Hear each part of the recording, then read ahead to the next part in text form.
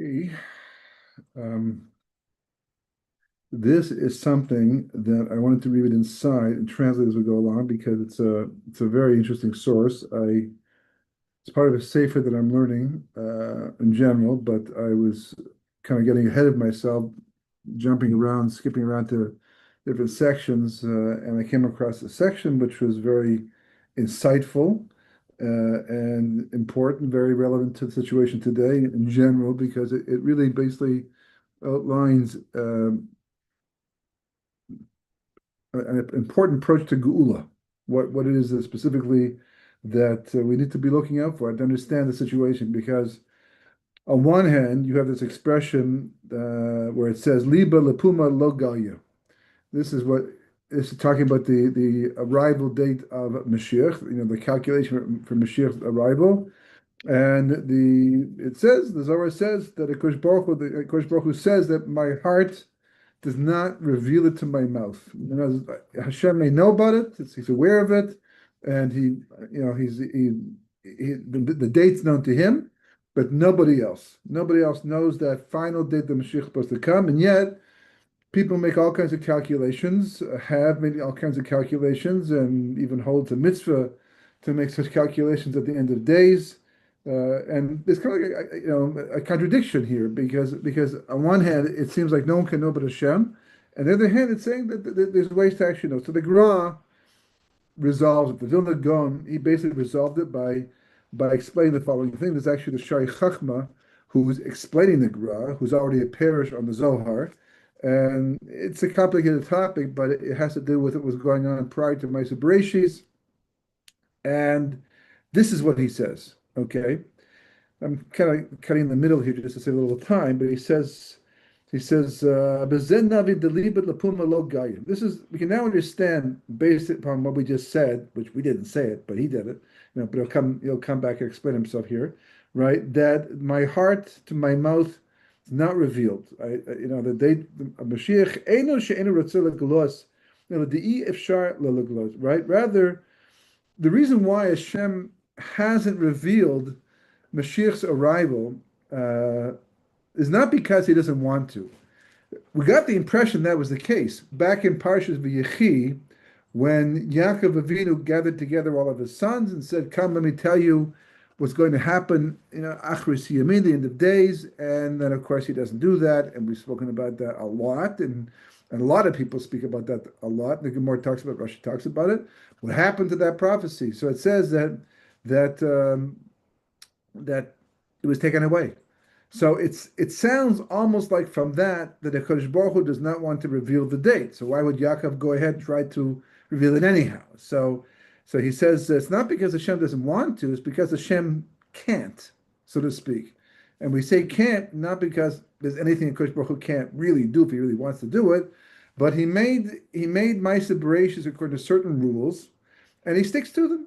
Just like there are laws of physics that Hakadosh Baruch Hu works with, he made them. He can break them, and sometimes he does. But he chooses not to sometimes. So or most of the time not to. Miracles are miracles, but they don't happen all the time. Hakadosh Baruch Hu works b'derech teva to a large degree, which is what the name Elokim really implies. Havaya Yud Vavke, which is we don't pronounce the way it's written because it's too holy at this point.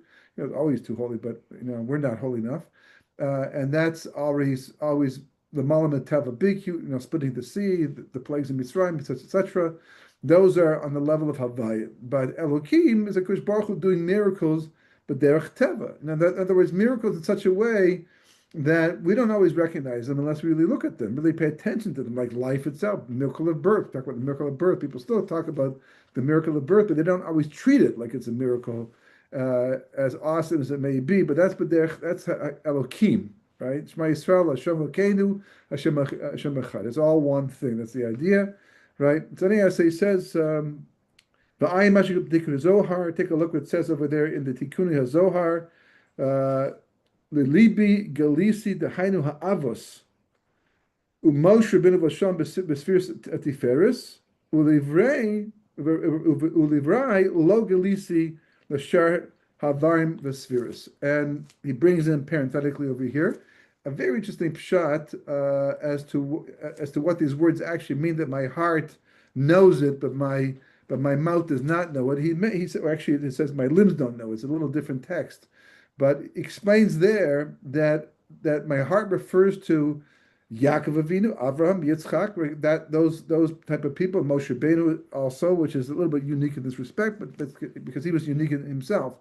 But and to my limbs it wasn't revealed. And he doesn't say who that refers to, the limbs specifically, but that could explain why Yaakov Avinu could know it and not reveal it. Because Yaakov Avinu is the level in the spheres of Tiferes. Avram was Chesed, Yitzchak was Gevura, and Yaakov was Tiferes. And actually, the truth is also Moshe Ben is also Tiferes and Zerambi, but also on a very similar level. And so therefore, he's saying that refers to what Hashem calls Libi, my heart. So Yaakov could know it, but the Shvatim, to whom he wanted to reveal it, they can't, because it says to my limbs, I didn't reveal it, which means because the Shvatim were on lesser levels, lower levels of the spheres corresponding to the legs. Yosef is a Sod, and the other was Netzachod, they all break up according to Kabbalah, were there, but none of them are on the same level as Yaakov Avinu. So it could be that that's exactly the point. To my heart, I revealed it, meaning to Yaakov Avinu, he could know it, but because Baruch says, no, you cannot tell it to the Shvatim because they're on too low a level to know this. It's not what we call the Ivari. Interesting pshat understanding this idea. But he goes on to say after that, okay, the base Ketzim Ekem. So this actually is relevant to the conversation of two redemptions. We know there's two redemptions. From the Gemara, it seems not that there's two redemptions, but there's two possible redemptions, meaning that Achishena Bita, early or late. The Gemara darshans of the pasuk from Yeshaya and says that if the Jewish people are zoche to it and we do what was supposed to be done, so the Mashiach can come ahead of time. He can come Achishena earlier. And if he does that, he comes nicely, the way that we'd like it to happen. That we're all hoping for that very peaceful transition from our period of time to Moshe Mashiach. It's already kind of rough as it is, like landing an airplane. A little turbulence you can handle. Too much turbulence can make you very nervous and very scared about landing. And some planes, you get hit by microbursts, literally inches away from the runway, and they've had crashes. God forbid. Just putting that right now, but that's the idea. And if it comes bita, the last possible moment, the Gemara says, so then it will be the last possible moment, and it will be a rougher transition, meaning that the Mashiach comes riding on a donkey, which means it actually says lowly riding on a donkey, which means not the ideal situation. The Jewish people will kind of hobble into the final redemption. So that's what the Gemara seems to imply, one or the other. But he's saying here there's actually two sides to the redemption, which we do know. The Gemara talks about this extensively, as does the Ramchal. So he says, and what are they? He says, Ketz HaShanim v'Ketz HaDoros. First time I ever saw this idea before, although the truth is it's all when you hear it, it sounds new until you begin to realize you've seen it all this time, but just never focused or understood exactly what it means. And what does he say? He says that there's a geula that depends upon years, and there's a geula that depends upon the doros, the generations. What does it mean? So he says, the ikar haketz hu b'doros, the ikar geula telui b'doros k'mavar b'Rabbi Sham. Right. So he says that the main geula that wraps it all up is dependent upon the doros, the generations, and the other one is dependent upon years, but it's not the main one. In kain ketz hashanim efshar lomar bepeh ki zmanu mugdar. So that explains the contradiction. When we're talking about a date, when Rabbanim or people have made calculations based upon Kabbalah, based upon Tanakh, the kosher ways, not the unkosher ways, right? But they've made the calculation, pinning down a time for Gula. That's talking about Ketz HaShanim, because it's dependent upon time, and time is mugdar. It's something that is boundaried. It's fixed. It's not abstract. It's a very distinct reality. So therefore, because it's Shanim is that way, so therefore you can actually make the calculations. So when they made the calculations, it was only the part of the Gula that had to do with Shanim. It's going to explain very shortly, because Hashem, that has to do with Mashiach ben Yosef. That's the preliminary Geula. For example, that the Jewish people, after they went into exile into Babylonia, after 52 years, so then Koresh, Cyrus, was inspired by Kodesh Baruch Hu to tell the Jewish people to go back to Israel and start building the base of Mikdash, which they did. 42,000 people showed up, not a lot of people, but they began building the foundation of the base of Mikdash after 50 years, 52 years specifically. And that number is not random. Avraham started doing kiruv, the Tekufah, which is called it's a kates. It's a period of gula that was set in motion going back to Ma'aseh Bereshis. But Avraham was 52 years of age when 2000 in history rolled around, which begins at 2000 years of Torah. So you see, it's a fixed time based, which you can make the calculation based upon Kabbalah, has to do with Bris Milah, certain number of lights, 52 lights versus 18 lights, and why that is the way the actual redemption from Babylonia, which is Medayani, from Achashverosh in Purim time, why it breaks up into two parts, 52 and 18. I always thought that it was supposed to be, and it could have been after 52 years, had the Jewish people gone back to Eretz Israel to rebuild the base of Mikdash, but they didn't, so therefore he rescinded. But the reality is, as the Gemara explains, that's all Hashem planned to do. In other words, when the Jewish people went back and they built the foundation of the base of Mikdash after 52 years, that was Mashiach ben Yosef. That was already a chelik of Mashiach ben Yosef at that time, and therefore that's all Hashem wanted to do. The real Geula, on the level kind of Mashiach ben David, that was supposed to be in Mordechai and Esther's time.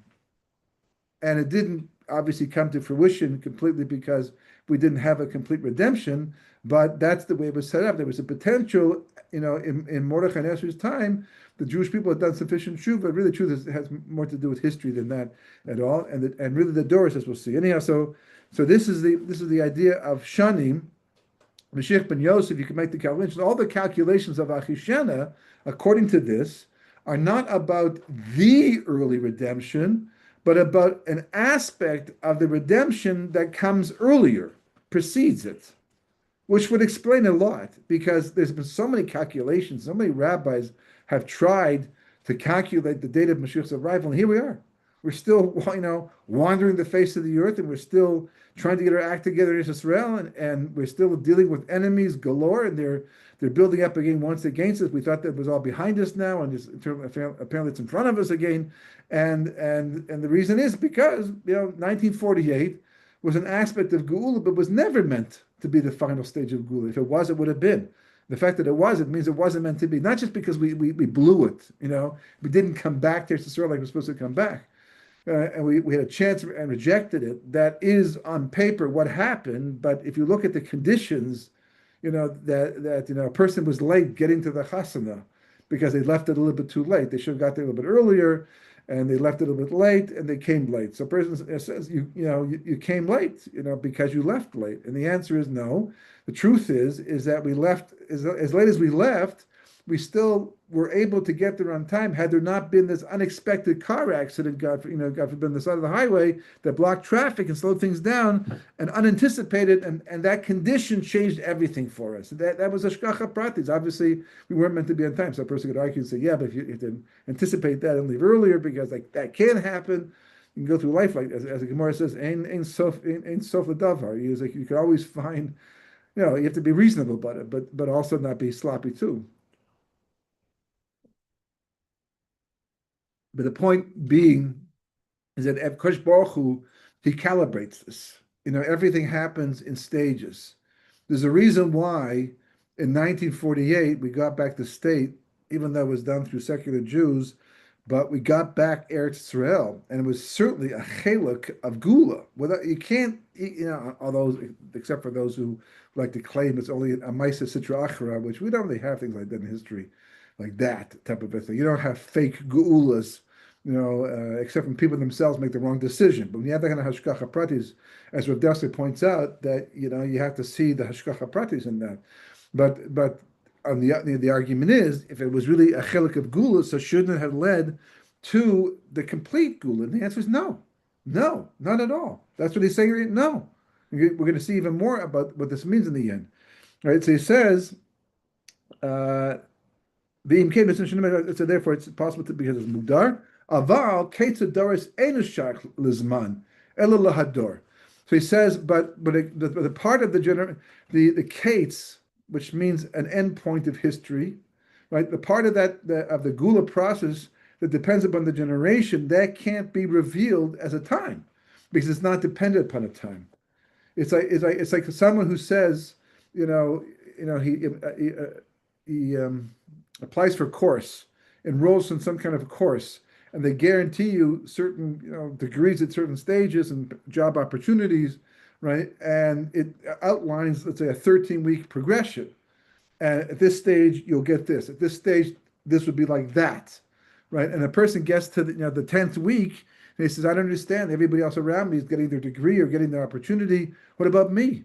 And the person says, "Well, it's not only dependent upon time. You have to be qualified to do the work." And we look at that too, that you're supposed to be qualified by that date, but some people don't reach their goals as fast as others.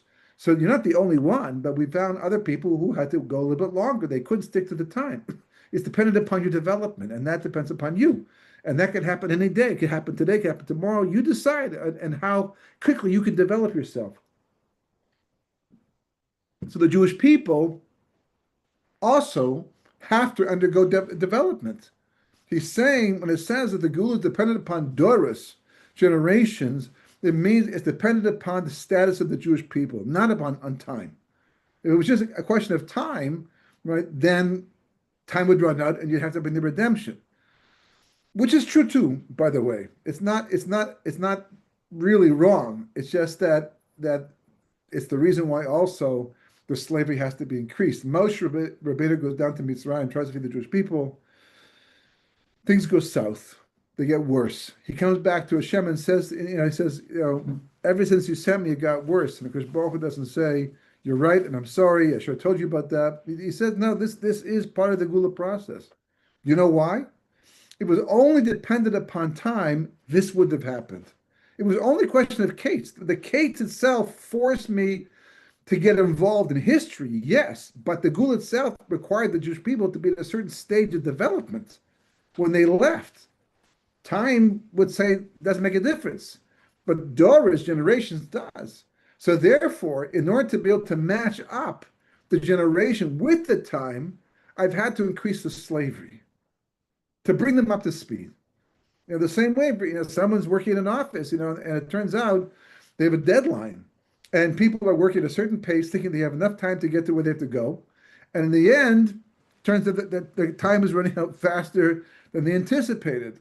I mean, a lot of times when I'm davening, I'm trying to calibrate myself in terms of Chazar Sashatz, so I could be finished to answer Amen to certain things after. For example, like Shema Kolenu, if you can, you're supposed to, when the Chazan gets to that point, you should be in a position where you can say Amen, which means it to be after you learn Son at the end. And I'm listening, the side, at the same time to where I am versus where he is. You get faster ones, you get slower ones, even the ones that are consistently there every single day, because they're in a veilus, they could also change their pace sometimes, or I drift off and I slow down and I get distracted for a moment and I lose my pace. And all of a sudden, you find yourself, you know that when he's here and you're there, you're not going to be where you're supposed to be when it gets to that point, and you just find yourself speeding up all of a sudden because you have to. You have to go faster, a little less kavana, because that's the halacha says. Unless you're so out of the picture that you can't do it, so then what are you going to do? Which a lot of people is the case for a lot of people. But I'm just saying that because the Jewish people were not holding where they were supposed to be for the sake of Geula, because, as he's going to point out, when HaKadosh Baruch Hu talked about going down to Mitzrayim, to Avram Avinu, in Brisbane and Basarim, you'll notice he doesn't mention anything about time, he mentions about generation. He says, Dor Revi'i will come back to Eretz Yisrael. It's really the 8th generation from Moshe from Avram Avinu, but it was the 4th generation from the Shvat, when they go down to Mitzrayim. The 4th generation will leave Mitzrayim. So I always looked at that. It's just a kind of a Torah poetic way of referring to the Kates, a Gula, right? But it's not. Apparently, it's not. Apparently, that is exactly what Baruch Hu is saying. What Hashem calls the 4th generation is not just a question of time. Generation is also an expression of development. For example, we have generations of phones, person has, fourth generation phone. There could be four phones that come out in the course of 6 months or 1 year, right? The average generation, people-wise, usually is between 25 and 30 years, but it can be longer, depending upon what a Kodesh Baruch Hu wants achieved. So therefore, when he says Dor Revi'i, it doesn't just mean, technically speaking, the fourth generation, but that generation is going to have to be at a certain specific level for the sake of the Geula. And you see 4/5 die in Makis Choshus because they don't get to that level. And the 1/5 that goes, gets up, but the increasing of the slavery, Hashem says, was to bring them up to speed because we're running out of time, and it depends upon the generation. So therefore, I made it that the generation was changed quicker than normal by increasing the slavery. So he goes on to say, "Mamela necha masho omer de gili hazeh ein lo zman yedua, ava meidach kiv de sof sof hu tuli betikun hadoros reshach bu yedis alev v'zehu liba lepuma lo gaya." So because it's the rectification of the generation is more of an abstract idea, because that's what the heart can do. Yeah, sometimes we call it a gut feeling, right? Why do you want to do it like that?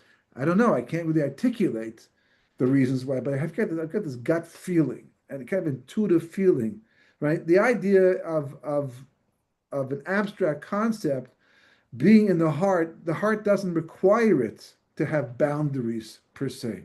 It just has to be aware of the idea. So because of that, it can be there and be known to the heart without actually having to pin down any type of fixed time. But the moment you articulate something, you're looking for the words to articulate something, so then by definition, you have to have boundaries. That's what a word is. A word is like a box, it's a kli. Every time you say something, right, this word is a concept embodied in a specific boundary, reality. And that's what words do. So for the heart to know about the abstract reality of rectify the generation, that's fine. But not the mouth. The mouth can't. The moment the mouth expresses it, it leaves the realm of the abstract, it becomes concrete.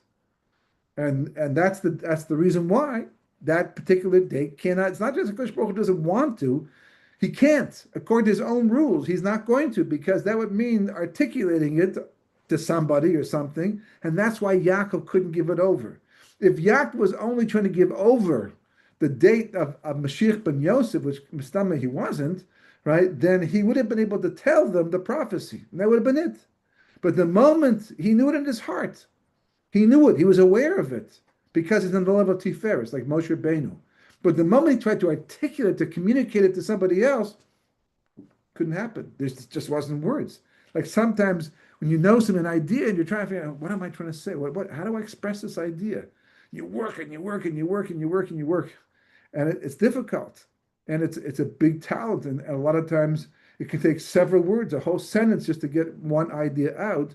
Shlomo HaMelech made all these mashalim, all these parables to try to express abstract ideas. This is the way the brain and the mind, the heart, all these things work. You can see where this is going and how it applies to today to a large degree. But it goes on to say, further. He says,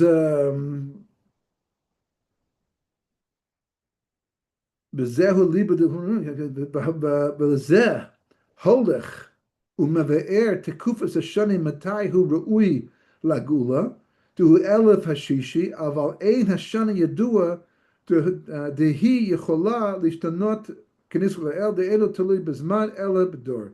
So that's why when the Gra speaks about Geula, he talks about it in terms of the 6th millennium. He says it could, technically speaking, it could happen any point in time, but according to Kabbalah, it's built into the Bria, it could have happened in the 5th millennium. That's why it's great. People ask the question, look, greater people than us have lived.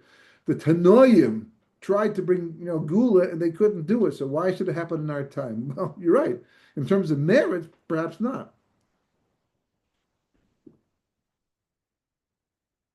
In terms of timing, yes, because we are living not only in the 6th millennium, we've already lived through, not personally, but history has gone through 5,700 and almost 86 years. That's not a lot of time left in history, and the 6th millennium is the only one it can happen in. It has to happen sometime in this millennium. It's all built in. So therefore, we have an advantage that early generations didn't have necessarily. He says further, right? El shehu ba bisman bisugal kemot shvius. Rather, that it will come at a time that's actually, appropriate. And he talks about the Gemara talks about mot shvius. The Gemara says that it's tied to the Shemitah cycle, and it mentions that in the seventh year of the Shemitah cycle there'll be war, and the eighth year Mashiach will come. And Gemara questions that. He comes back with an answer and says there's plenty of Shemitah cycles, but Mashiach hasn't come yet. And he says, how many times was there war in the seventh year? Not every Shemitah cycle has war in the seventh year. It's happened a few times also in our time, but literally, I mean, there was 1 year, one time I thought, oh, this has got to be it, because literally at the last second, the seventh year, war broke out, and I thought, okay, this is too good a timing, and maybe it was a possible time, but he's saying it depends upon the generation. So he says the az mitzad man whose man shel gilu chesed. That's more Kabbalah, and he goes on to say, "Bezed necher kol ketzim shenu aydei gedol ha'olam behemshech hadaros kemo shenitnu zman mesugal hagula." That's the tzidku mitzad has zman the mahala ketzer shanim aval kiva dikur tuli beketzer doris al korcha. So really, when the rabbis made calculation for Mashiach to arrive, it was more like a general thing, wasn't it? Even they gave a specific day, a specific time, which you don't really find that much of it. I mean, I don't remember. I mean, a year, 5760, 5750, according to the Gra. A year, but it's not a specific. There's no. I don't remember any specific day where it's that it was predicted that Mashiach was going to come that specific day. So even within a year, that's kind of more of a general reality. He's saying, "Aval kiv the ikar tilu b'ketz doras al korchem v'kurim v'lechola hoyiter efshel lamar the hiyeh be'elav hishishi u'kedema debos tekufa yavod doras l'shemos." Right? And he says, and the reason why they can pin down the sixth millennium, because this is the millennium where the generations can finally achieve their completion, because history is running out. All the Gilgulim, all the events of history. The Leshem talks about how, for example, in Mitzrayim, even though the slavery increased, but still, when Moshe said to the Jewish people, in this month you're going to go out, according to the Medrash, they complained, said to Moshe, how is it possible? There's only two ways that we're going to leave Egypt at this time. One is either we develop an army and we fight our way out, which is not even relevant at all, right? And the second way is that Hashem miraculously takes us out, and that's not going to happen because we're not worthy of such fantastic miracles. And they were right. And so Moshe Rabbeinu says to them that Afal Pikain, because HaKadosh Baruch Hu wants your redemption, it doesn't depend upon you anymore. Well, I mean, that's true, but not true, according to what we're saying right now. It's true in as much as there's a Kates, right? But it's not true in as much as we know that it also depends upon where the generation is holding. So this was the beginning. Maybe Moshe Rabbeinu was telling them, don't worry, he's got a handle. In a little bit of time, you're going to suffer terribly. You're going to go through increased slavery. Paro is going to you think he's unreasonable now? Wait till you see what he does later on. Then you'll really be, and you'll hate my guts for it, because it seems like I caused the whole thing. But don't worry, it's all part of the Gula process. Can't say that. The same HaKadosh Baruch Hu could say to Moshe Rabbeinu, yeah, you're going to go down there and Paro's going to reject it, and you should know, not only will he say no to you, right? You'll be forced to go back to Midian. The people are going to hate you because of what you did, and the slavery is going to get worse, seemingly because of your demands. So, ready to go? It's like, no. I didn't sign up for that. That's not part of my plan. I don't want to go through all of that. So Hashem doesn't tell the whole story. He only tells them part of it. Deception, we all do it if it's for the right reasons. Hashem wasn't doing it for his sake. He was doing it because this is what the Jewish people needed to go out, to be redeemed by a certain time, right? So you have both up at the same time. It goes on and say, okay, bios shnis be'er bedala harayvat sham the kates the b'divrei Ravad Sham the Ketz Shanim Hainu l'Sofa Galus v'Yatziu Min Hashibud the Dugmas Yisrael Mitzrayim v'Abdum v'Anu Osam Arba Mi'ot Shana. Because Baruch Hu says, I will. The example of all this idea, the Ravad says, is that what happened in Mitzrayim, the Kosh Baruch Hu told Avram Avinu in the Bris Min Basarim that there'll be strangers in the land not theirs for 400 years. Right?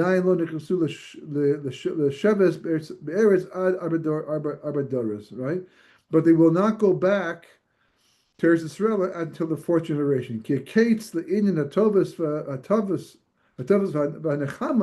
Tuli Bedoris. Shu Roye as a door, Shu Zakai Bisgaldo Imam Ad Shmegia Laoso Ador. Dugmas Yeshivas Israel Shatuli Bedoris. Right? So he's saying, interesting idea, is that even though the Jewish people, they went down into a land not theirs for 40 years, and don't forget Moshe Rabbeinu was born into the exile. 26 years after the exile began, he was born and was forced to flee for his life. And the slavery got worse while he was still living. I mean, he went out to the fields and saw an Egyptian beating a Jew to death, and therefore he used the Shem HaMaforesh to kill the Egyptian. So the entire time that Moshe Rabbeinu was walking the face of the earth, he was born into this. He was born with the Or HaGenuz.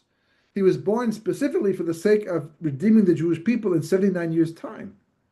But the generation wasn't ready. I mean, they talk about how, the same idea, they talk about how that it had Abraham shechted Yitzchak, and he followed through with it, been allowed to follow. I mean, he wanted to. You see, Abraham pressed to do it. And he said, let me carry that, at least do some type of movement in him, to show my resolve. And Hashem says, no, you can't. He said, Korban, tell me, you can't put any movement in him whatsoever. And but had he actually done that, that would have been the tikkun. Why shechting Yitzchak, seems such a cruel thing to do. Why is that the tikkun? So that's a discussion to itself. It has to do with the spheres of chesed, gevura, and tikkun itself. These are deeper conversations. But that's what it says. That had he done it, had he carried through with it, then that would have been the redemption. So why didn't he carry through with it? So some say because even though he seemed to be complete with it, he was prepared to do it. There was still a bit of a holdback inside of him that he didn't, he thought he was 100%, but how could any father be 100% on board to kill the son that you love, not just love, but you waited for like 99 years to have, right? How could you not have some type of reservation deep inside? So that doesn't seem so likely. The better answer would be that because the generation wasn't fitting yet, it wasn't ready yet. The generation wasn't. Not that Avram wasn't ready, not that Yitzchak wasn't ready, but the generation wasn't ready yet. And you hear these type of things that that the generation wasn't ready. What does it mean? Well, this is what it means. So he finishes up by saying, he says, "The Ketz Shanim Hainu Mashiach ben Yosef, Hatului bebeis alfi Mashiach v'hu Ketz Shibud, the aim bein this world, and you must have Mashiach el Shibud Malchus Bilvad, aval Ketz Doris Hainu Tekufas Mashiach ben David, v'achad elef Yomin Hainu Dabiita." Shemashiach ben David ve'ein lo zman yedua ve'ayin memkorsa u'be'iris, earlier. So he finishes up by saying that when we talk about the Ketz Shanim, as we mentioned earlier, that's talking about the Kufa of Mashiach ben Yosef specifically, right? Talk about the Ketz of the Doris, depending on the generation. That's talking about the period of Mashiach ben Yosef. Mashiach ben David. Why is that so important? Why am I bringing that up now? Well, I mean, the truth is the insight itself is extremely valuable. Just to know this information puts a lot of history in perspective. Not just history, but specifically the events.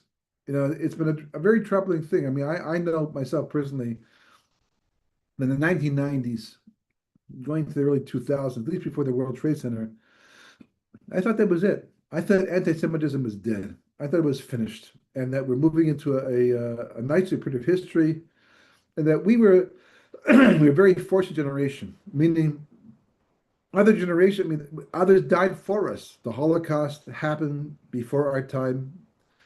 They sacrificed. They were the ones that were their sparks that went up and brought, Eretz Yisrael back into possession. Excuse me.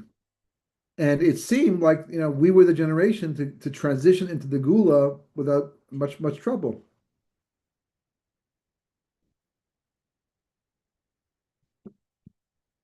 And all of a sudden, anti-Semitism comes back.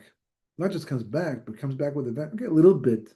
I understand, after the World Trade Center, there were all kinds of conspiracy theories that the Mossad pulled it off, that it wasn't like, where'd that come from? We were the ones warning them about that. Okay, you have the fringe elements of society. None of this was back then.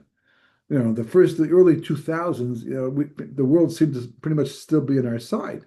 The expression used to be that the Arabs never missed an opportunity to shoot themselves in the foot, or they never missed an opportunity to miss an opportunity. That was the statement. They still never miss an opportunity to miss an opportunity. So what changed? The world changed.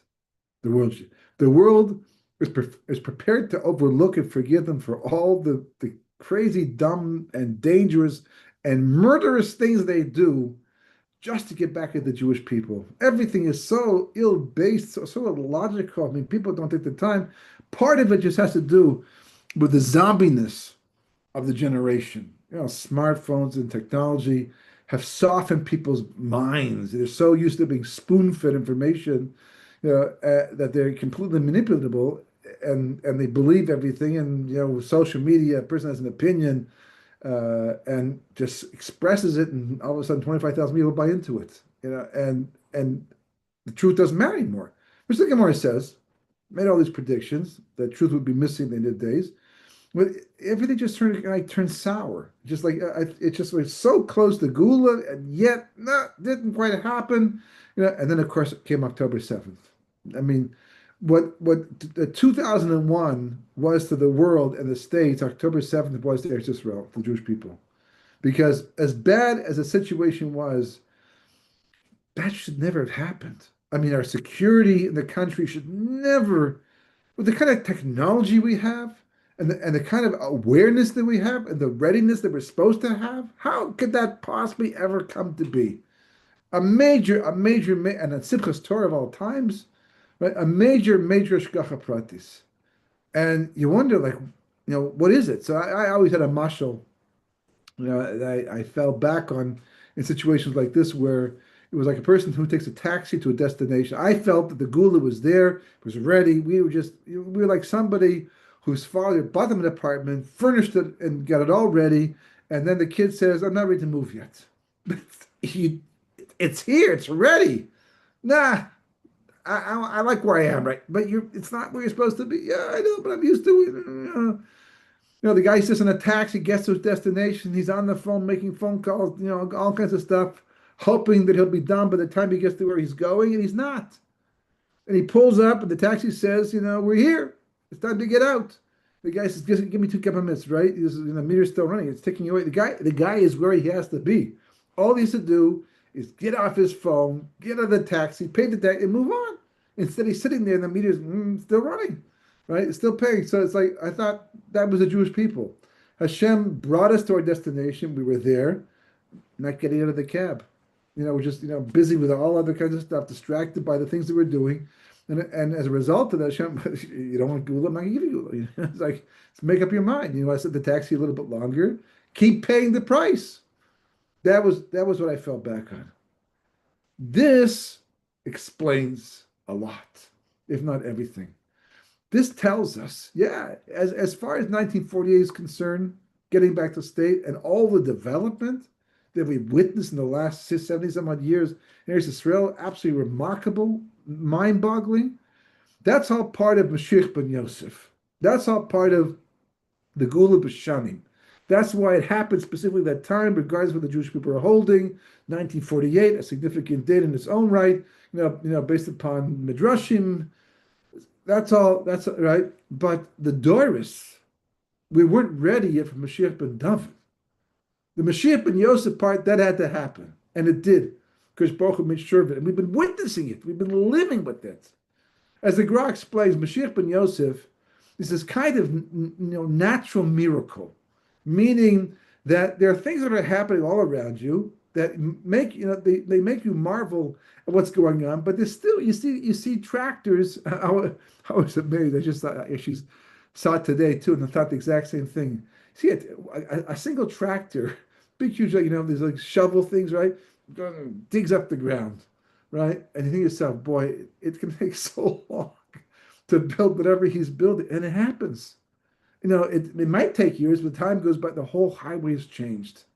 The tunnels are built, right? And buildings go up. I was in Tel Aviv yesterday for a wedding, and the chuppah was outside, and around me were all these skyscrapers. Many I've seen before, others are new, and it's like they get built and they're safe, hopefully, right? And people live in these things, and it might take 2 years to build, but they get it done.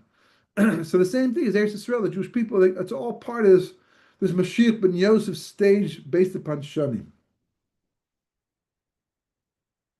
But the final aspect of the redemption, Mashiach ben David part, that's based upon Doris.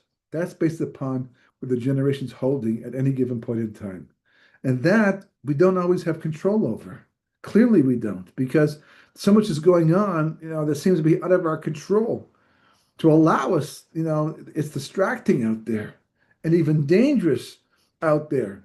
And all of a sudden things like this happen.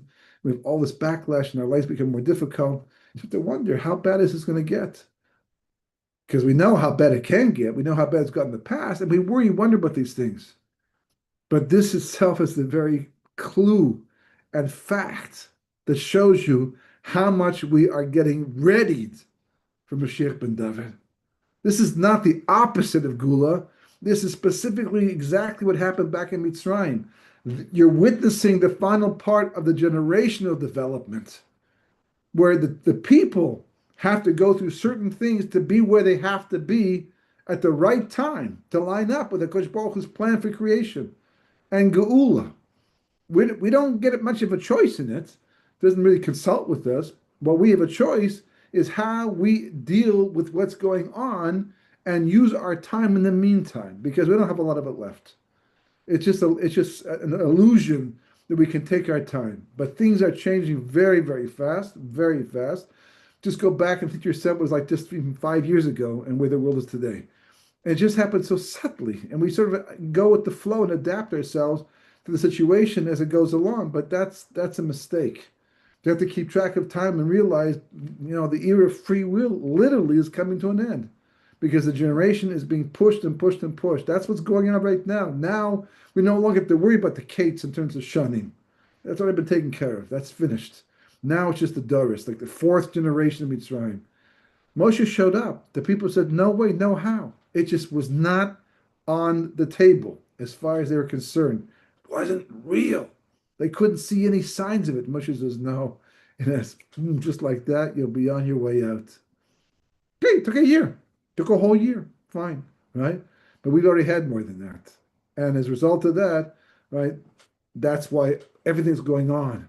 All the negativity, all the increased anti-Semitism, all the lack of logical reaction to what's going on. Don't go looking at the world to smooth things over.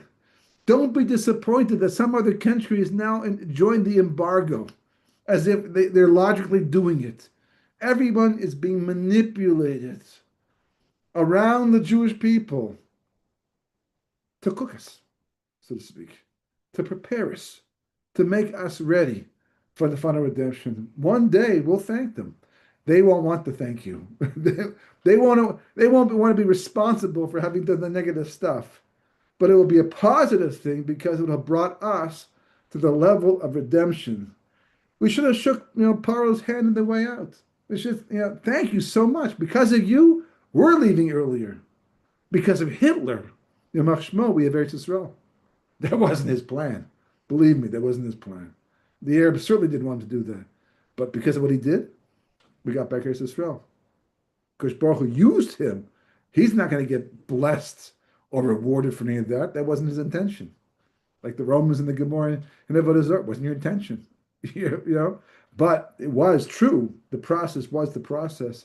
And that's why we have to understand there are these two aspects and patiently wait for the completion of the second aspect because that's what depends upon us, the generation. And only Kodesh Baruch Hu's heart knows when we're ready for that. But when that time comes, things will change very quickly. And just one day, Hein Kechomi will be like dreamers. I cannot, just last week, I was just thinking, wow, but and here we are in the Messianic era. It's actually officially here, just like that.